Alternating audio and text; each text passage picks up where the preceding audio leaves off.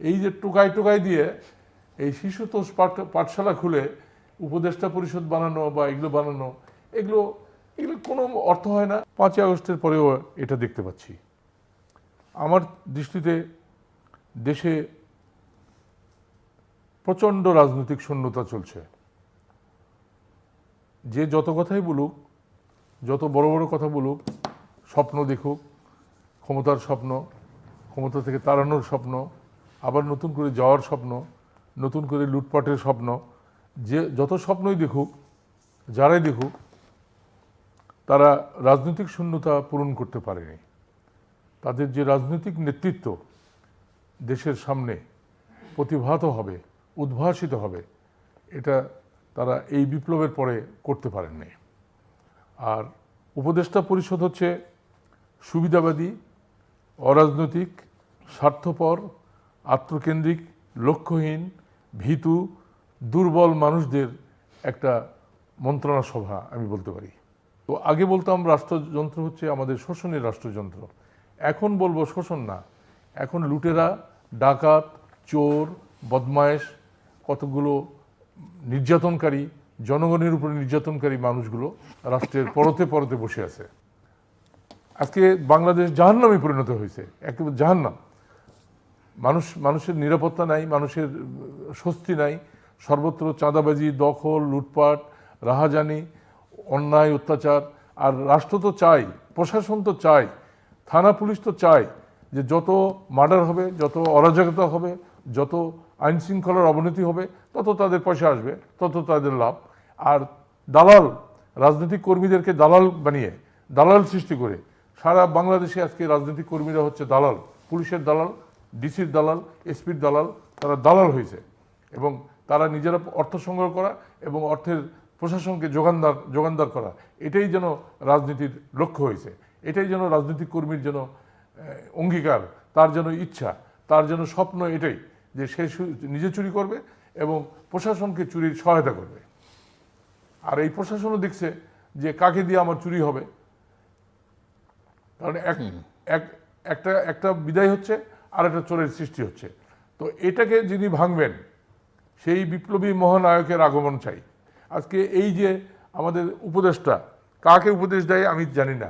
এই উপদেষ্টাদের অনেককে আমি ব্যক্তিগতভাবে চিনি, আমার সাথে দু একজনের সুসম্পর্ক ছিল। আমার ইচ্ছা হয় না খিস্তি করতে বা গালিগালাজ করতে, আমার ইচ্ছা হয় না, আমি ইচ্ছা পোষণ করছি না।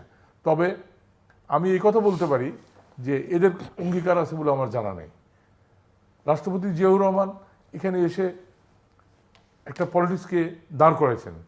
তিনি পার্বত্য চট্টগ্রাম সমস্যার গভীরভাবে লক্ষ্য করেছেন এবং সেটা সমাধানের জন্য উনি চেষ্টা করেছেন।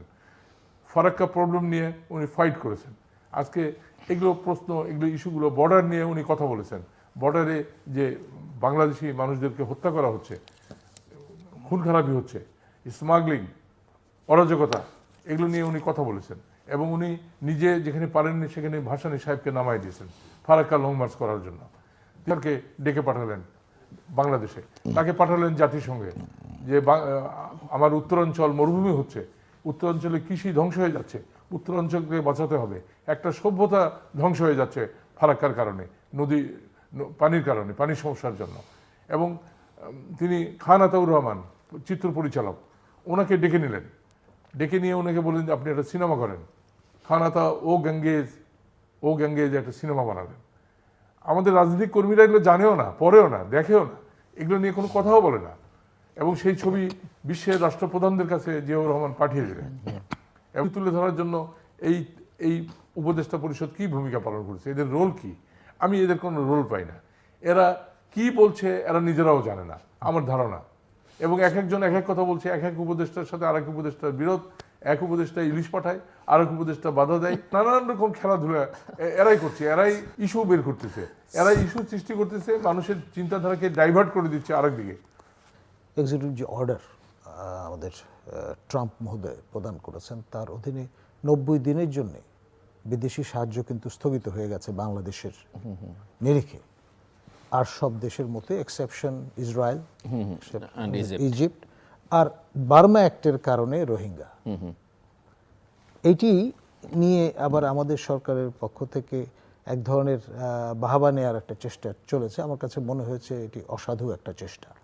কারণ হচ্ছে এটা গ্লোবাল পলিসির অংশ, এবং রিড্রয়িং অফ দ্য ম্যাপ ট্যাপ অন্যান্য বিষয়গুলো কিন্তু এর হাত ধরেই অগ্রসর হচ্ছে। তো সেখানে এইভাবে সস্তা জনপ্রিয়তা অর্জনের যে চেষ্টা, এটা থেকে বিরত থাকাটা দরকার ছিল। খুবই পরিপক্ক একটা রাজনৈতিক নেতৃত্ব দরকার বাংলাদেশে। সেই রাজনৈতিক নেতৃত্ব কোথা থেকে আসবে, কিভাবে আসবে, এটা আমি বলতে পারবো না। যদি দেশ রক্ষা, জাতি রক্ষার মতো আরেকটা দ্বিতীয় জিয়ার যদি প্রয়োজন হয়, একটা জিয়াকে ডেকে আনতে হবে, একটা দ্বিতীয় জিয়া লাগবে। এই যে টোকাই দিয়ে এই শিশুতোষ পাঠশালা খুলে উপদেষ্টা পরিষদ বানানো বা এগুলো বানানো, এগুলো কোনো অর্থ হয় না, সময়ক্ষেপণ এবং জাতিকে হতাশ করা। জনগণের যে চিন্তাধারা, জনগণের যে রাজনৈতিক শক্তি, জনগণের যে আগ্রহ, উৎসাহ, উদ্দীপনা, মুক্তির আকাঙ্ক্ষা, সেগুলোকে ভোঁতা করা হচ্ছে এইসব করে। যেগুলো এই পর্যন্ত হয়েছে, এগুলো কিন্তু সঠিক কাজ হয়নি। Subscribe to my channel.